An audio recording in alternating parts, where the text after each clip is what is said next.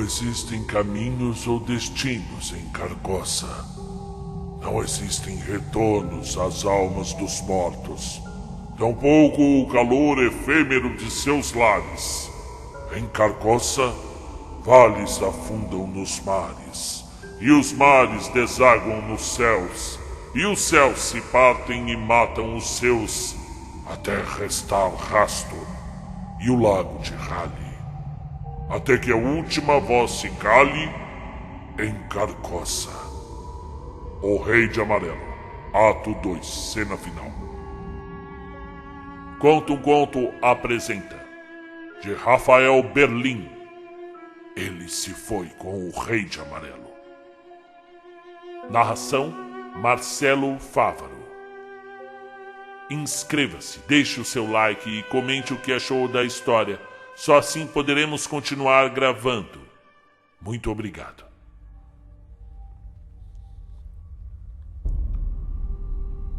Eu não posso mais abraçar meu filho.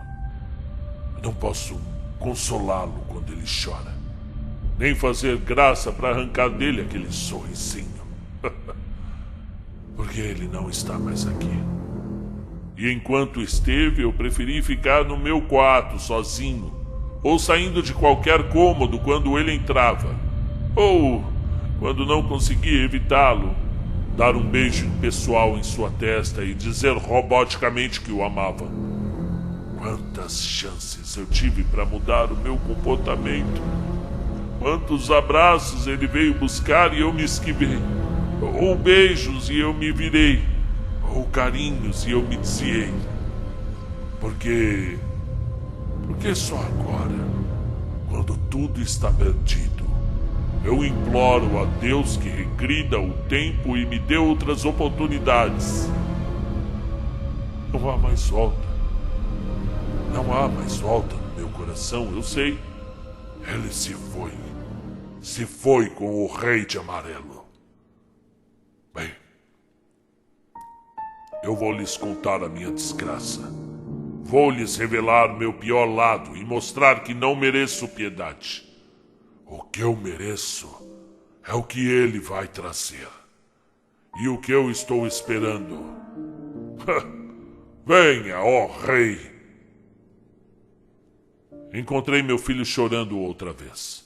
Os berros, as lamúrias incontroláveis que cessavam apenas pela exaustão, e o luto profundo havia ficado para trás. Agora, sentado na cadeirinha azul com um livro entre as mãos, muito cabisbaixo, ele chorava em silêncio. Tentar reanimá-lo seria como ministrar de pirona a um canceroso em agonia, enquanto distrações eram cada vez mais efêmeras. Conduzir meu filho à superação era minha tarefa, e eu tinha falhado tantas vezes. Porque meu próprio luto não tinha passado. E eu começava a duvidar se um dia passaria. Somente o retorno da minha esposa seria o aceitável. Beatriz, minha Beatrice, era o nosso baluarte. Era o meu porto seguro, era a canção de ninar do Dante. Não havíamos aprendido a viver sem seu canto doce, sem o seu cuidado. Jamais nos preparamos para uma tragédia como essa. Ninguém jamais está preparado. Não tínhamos um plano de segurança. E agora ela se fora. E nós dois desabávamos. E ela morrera por causa daquele livro. Aquele maldito livro que eu não conseguia queimar. O inferno morava naquelas páginas fascinantes, cujas mãozinhas delicadas no meu filho eram incapazes de soltar. E eu, covarde demais para arrancar delas. Dante não sabia ler ainda, mas, mesmo se pudesse, não entenderia a perversidade daqueles versos ou o encanto das rimas. Ele não soltava o livro que matou Beatriz, pois por tê-la fascinado e consumido a tal ponto de ela nunca o largar, tornou-se seu fragmento restante nessa terra. Um fragmento com o cheiro do seu perfume, com um fio de cabelo entre a página 78 e 79 e dezenas de anotações daquela caligrafia redonda e perfeita. Beatriz morava naquele livro, e meu filho não queria se separar dela.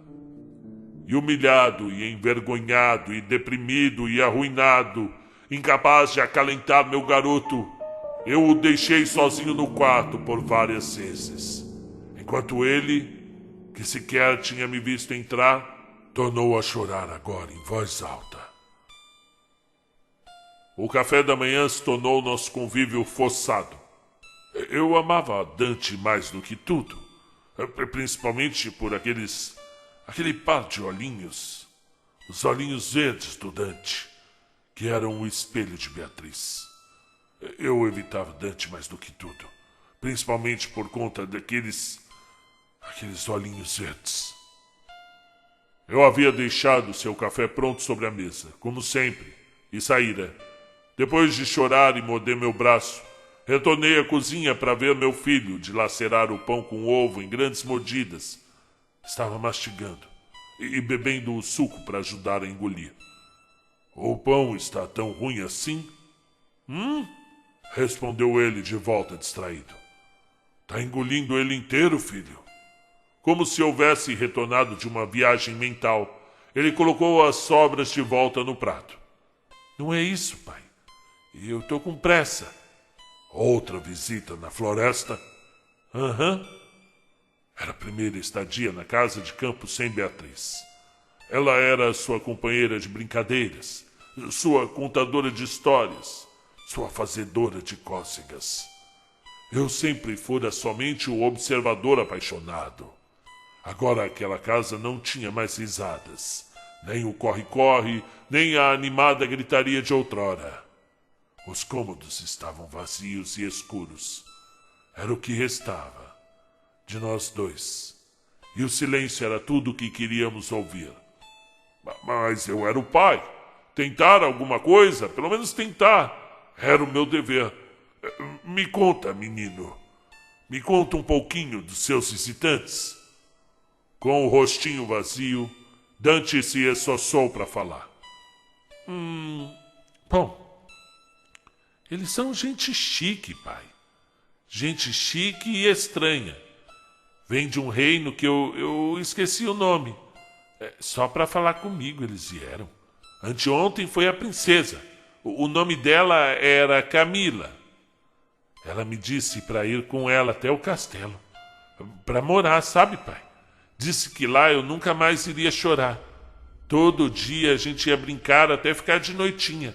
E fazer bagunça, e rir o tempo inteiro, e ninguém brigaria com a gente. Porque eu seria um príncipe. Eu sei. Minha voz embargara e eu quase não conseguia emitir nenhuma palavra. Era difícil saber que meu filho chorava. Todo dia, como eu. E ontem foi a rainha.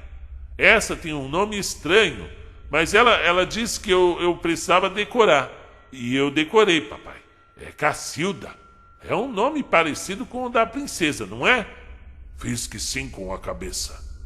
E o que ela te disse? Também disse para eu ir com ela. Ela disse que seria minha mãe e faria comigo todas as coisas que mamãe fazia. Ela sabia tudo, papai. Sabia do leite com chocolate no café da manhã, da batata nevada no almoço, da brincadeira de fantoche. Sabia até que eu gostava que ela ficasse comigo até eu dormir, fazendo carinho aqui, ó. E repetiu o seu gesto, o gesto do carinho na orelha, o preferido dele, porque era a marca registrada de Beatriz. E você quer ir? Minha boca tremulava, e todo o meu esforço era para segurar as lágrimas. Não, pai. Ele baixou a cabeça. Vi nascer no pão 2 pingos, que ficaram maiores quando outros caíram. E ouvi meu filho sussurrar com dificuldade. Eu disse que minha mãe era uma só, e que eu precisava ficar e ser um bom menino para o meu pai, porque assim eu a veria de novo um dia. Isso me machucou. Eram palavras tão afiadas que eu quase não suportei. Mas fui forte e subjuguei minhas lágrimas, não sei como. E achei forças para responder. E vai, filho. Você vai sim. Pode ter certeza disso. Você é um bom menino. Um menino excelente. O orgulho da mamãe. E a cada frase curta, uma pausa. E com ambos sentindo a mesma falta excruciante da mulher que mais amávamos, ficamos em silêncio por 5 minutos. Hoje é o rei. Oi, filho. Perguntei, retornando das lembranças. O rei vai me visitar hoje. Foi o que disse a rainha Cacilda. E é que, depois que eu não quis ir com ela, ela ficou muito triste e um pouco assustada. Eu acho, porque ela regalou os olhos e tremeu. Eu vi. Ela disse que iria me contar uma coisa e que não era para eu contar para ninguém. Eu conhecia bem a expressão que Dante fez. Era uma carinha de medo de reprovação. Ele sempre tentava se comportar, mas não é o que se espera de qualquer criança de 5 anos. E ele fazia das suas. Contudo, jamais queria desapontar a mãe, que tinha o feito mais doce de educar. Agora que ela não estava mais conosco, acredito que isso se transferiria a mim. E o que ela disse? Ela disse que o rei viria hoje e que a oferta dele era diferente, do tipo que não dá para recusar. Que oferta? Ele parou de esquadrinhar os cantos e fixou os 2 olhinhos verdes nos meus. Havia gravidade ali, e seu olhar penetrou fundo em mim, com uma irradiação cósmica de recessos secretos e distantes do espaço, como se ele fosse uma criatura que carregava os mistérios que jamais deveriam ser solucionados. Um olhar ancestral que nunca havia visto antes e jamais veria outra vez. E com uma voz fina que saía como um assobio do fundo da garganta, ele sussurrou. Ela disse que o rei iria me levar para ver a mamãe. A companhia do meu filho só me trazia mais dor, e eu sabia que fazia o mesmo com ele. E então, quando Dante me pediu com aquela voz tão lindinha de criança para ir brincar na floresta, eu permiti. Ele guardou o livro dentro de uma lancheira e a pôs sobre o ombro. Me deu um beijo tímido e saiu cabisbaixo, com seus passinhos acanhados de tristeza. E eu fiquei só naquela casa, aproveitando a rara oportunidade para gritar. Como a brisa fresca após a tempestade, a exaustão sucedeu os gritos. E sem força para continuar, minha mente se desarmou. Chorei e me desesperei pelos mortos. E nessa angústia eu reneguei os vivos. Meu filho foi para a floresta sozinho, na tentativa de encontrar o alento que eu não pudera oferecer. Eu o obriguei a sofrer sozinho.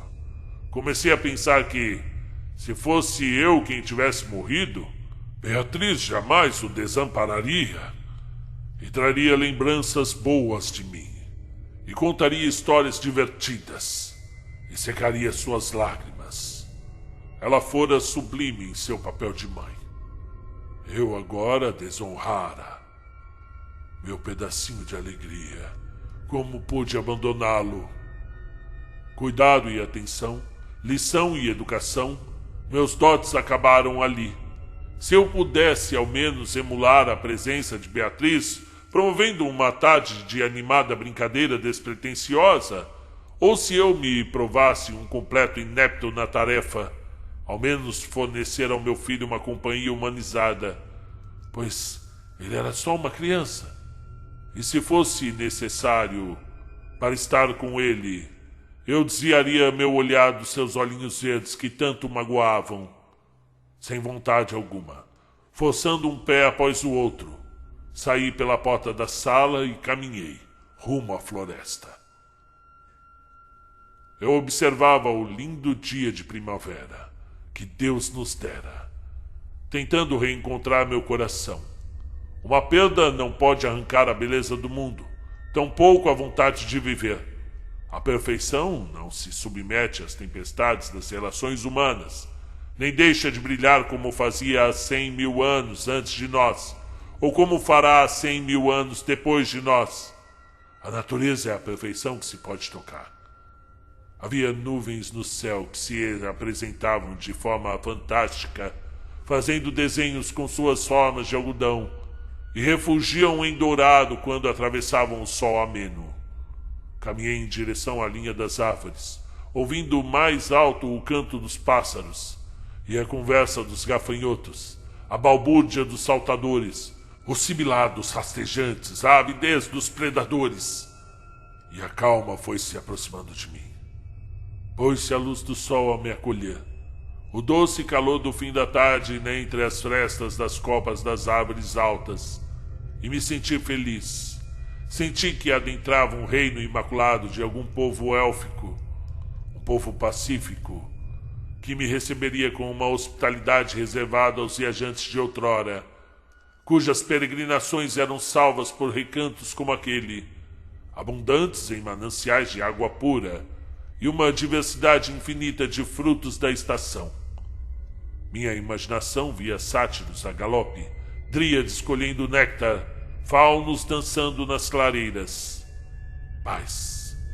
O mundo como ele era, não como nós o transformamos. O mundo como de fato era, como de fato é. Eis o que eu queria mostrar ao meu filho. Eu o conhecia muito bem. Ele adorava uma certa clareira, a poucos minutos da nossa casa.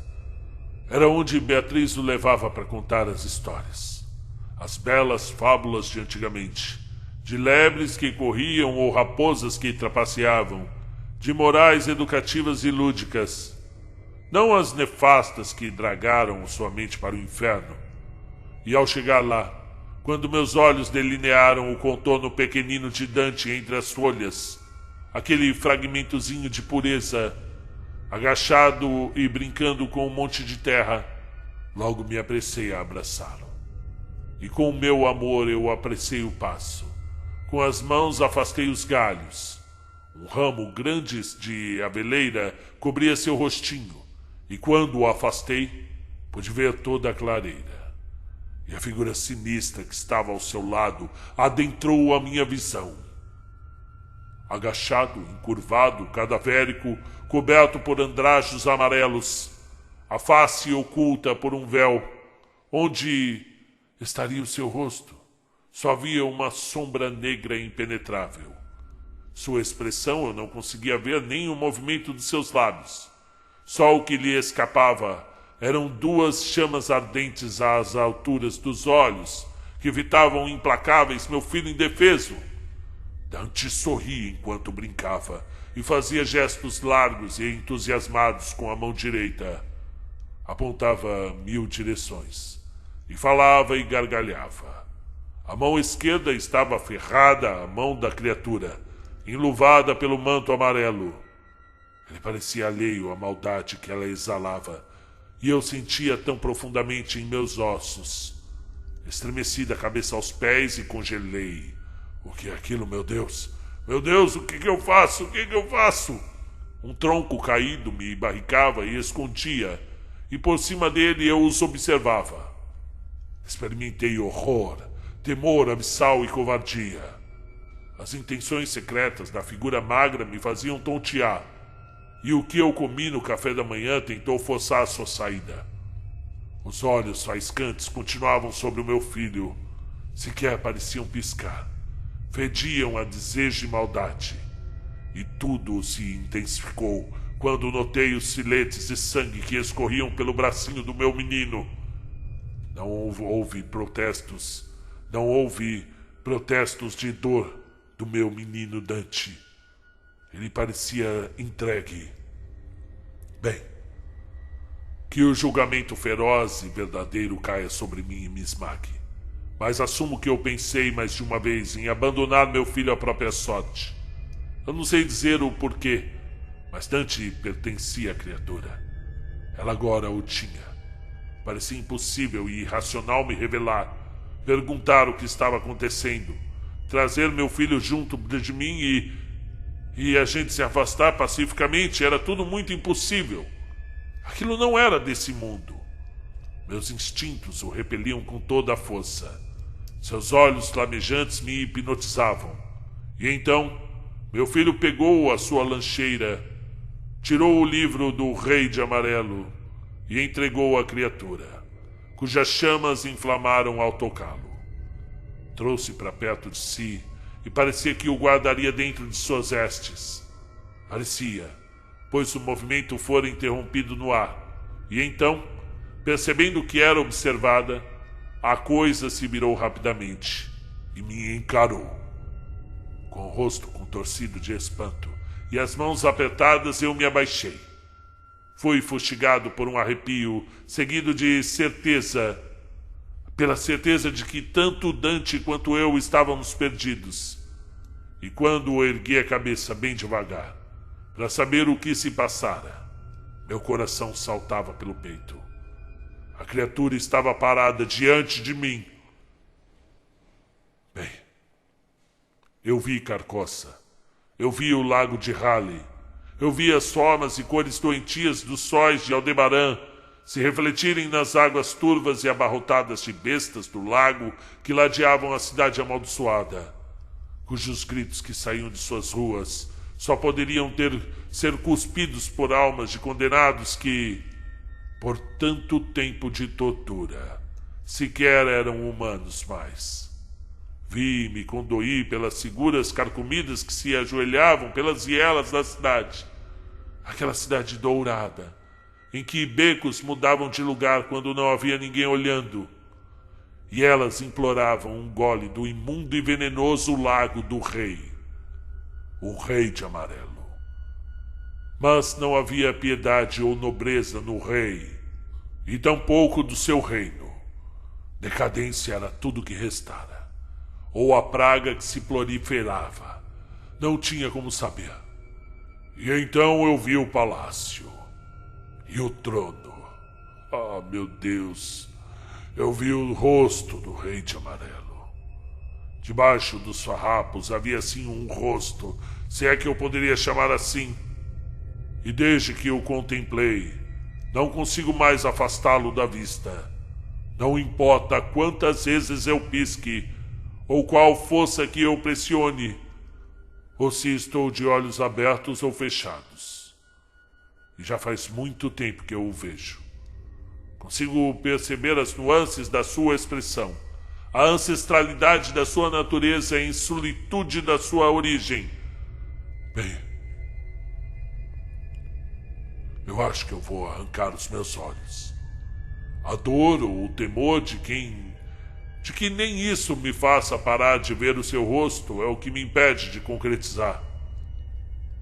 Desesperei-me em Carcoça, e no momento em que vi duas figuras régias e femininas conduzirem meu pequeno Dante pelas escadarias em ruínas até o alto trono do Rei de Amarelo, onde ele se assentava e regia o inferno, eu acredito que eu surtei, e eu gritei, e gesticulei, babei, me arranhei, me atirei e afundei no lago de Raleigh. Meus olhos não enxergam mais nada. Mas o trilar dos grilos e a canção das cigarras me disse que era noite. Minha mente arruinada ordenou que eu me levantasse. Tarefa dura. Não existiam forças em mim. E eu era uma casca vazia. Olhos moribundos esquadrinharam os cantos e pouco viram, ou nada viram de anormal. A clareira estava mal iluminada pela lua minguante, mas ficou evidente que não havia ninguém lá. E então a dura verdade inexorável se apresentou para me torturar, e meus olhos marejaram. Dante, Dante, Dante, Dante! Só o raiar do dia e a fome me obrigaram a voltar para casa. Cambaleei, mas retornei. E na cozinha eu vi o símbolo amarelo rasgado em meu braço, feito pelo próprio rei. Ele havia me marcado para que eu nunca fugisse. E não importa onde eu vá, eu sinto sua presença se aproximando, lentamente, como alguém que caminha com o destino certo e não vai parar nunca. Vejam, eu nunca mais encontrei Dante.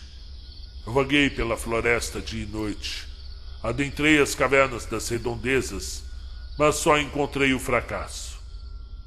Ele se foi com o Rei de Amarelo. Se ele aceitou a proposta, Beatriz e Dante talvez estejam juntos agora, reinando em Carcoça à beira de um lago. O lago de Hali, talvez. Se eles estão me chamando? Se eles estão me esperando? Esse símbolo que carrego no braço é minha bússola para encontrá-los? Devo esperar nesse quarto de hotel até que o Rei de Amarelo me alcance? Será que eu ainda amo minha esposa e filho? Será que eu os amo suficientemente? Eu acho que eu vou desistir. Eu acho que eu vou me entregar, pois agora eu consigo refletir.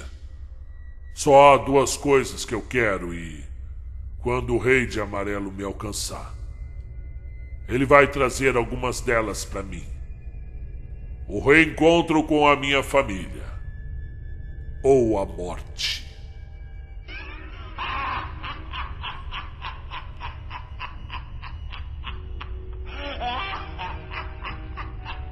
E fim do conto. Muito bem, sejam bem-vindos. Aqui quem fala é Marcelo Fávaro e eu estou aqui terminando a história. Gostei da história, interessante. A princípio eu recusei essa história, comecei a ler e sinceramente eu tenho um filho pequeno da idade desse menino da história e que se chama Dante também, né? E me pegou de um jeito ali, estava um momento que eu não me senti bem lendo, mas que depois ali, pensando bem, conversando com o Rafael, porque o Rafael ele é muito bom, né? O Rafael Belin, ele tem alguns contos já narrados aqui no canal, ele gentilmente faz esse trabalho, né, de ceder contos para o nosso canal. Já foi um poema maravilhoso chamado Isabela, o Despertar de Cthulhu, foi uma homenagem que ele fez a Lovecraft e essa sim uma grande homenagem a Lovecraft que se chama O Destino de Lovecraft, que conta a história de um rapaz que saiu não acreditava que Lovecraft tinha morrido e havia saído por aí para procurar esse escritor maldito e encontrá-lo, ok? Todos, o Despertar de Cthulhu e o Destino de Lovecraft, os dois com mais de 1.500 visualizações cada um. E eu tenho certeza que esse aqui vai ter bastante visualização também. Então, são escritores que ainda não são conhecidos de todo o público, mas que aqui no nosso canal tem um espaço para mostrar suas obras para os 52 mil inscritos. Eu gostei do final, achei interessante. Como eu disse no começo, ali a temática, né, de ter perdido o filho, e estava bem explícito na primeira versão que eu li, de uma maneira bem cruel mesmo, eu tinha me sentido mal. Mas o Belin, ele, além de ser um grande pintor, eu tenho inclusive um quadro dele aqui em casa, que eu não ligo para simbologias, gente. Esse quadro dorme, é um quadro do Cthulhu amarelo, a coisa mais linda, e ele dorme aqui no quarto do Dante, justamente, né? Eu vou colocar uma foto no meu Instagram e vocês vão poder ver essa obra aqui. Eu vou colocar essa semana, tá bom? E junto com outras obras que eu recebi de ouvintes, né? Tem muito artista que pinta e desenha enquanto ouve o canal, e eu acho isso o máximo. Inclusive tatuadores também, então deve ser um negócio bem, bem soturno, né? Você entrar num estúdio de tatuagem e tá rolando lá o Despertar de Cthulhu. Deve ser um negócio com uma voz assim estranha, com gente esquisita. Rafael, um abraço para você, viu, meu amigo? E vocês que chegaram até aqui, comenta aí, volta lá no comentário e dá um oi, pelo menos, para eu responder, tá bom? Um abraço a todos vocês.